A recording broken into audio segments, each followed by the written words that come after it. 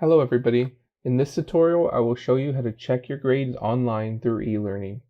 Every course has a link on the left-hand menu called My Grades. Clicking on the link will show a list of all the grades that are currently visible to students inside your course. Grades that are submitted but waiting on a grade from your instructor or your teaching assistant will have a yellow exclamation mark. Grades that are visible will show a score out of a certain amount of points. If your instructor has offered you feedback, a blue chat balloon will appear next to your score. Click on it to view the feedback. When clicking on the title of the assignment, it will bring you to your submission.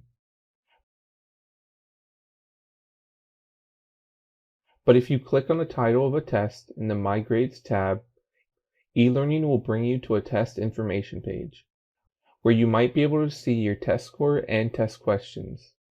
Please note, the visibility you see in test depends completely on whether your professor allows you to see this information, so it might be different from course to course.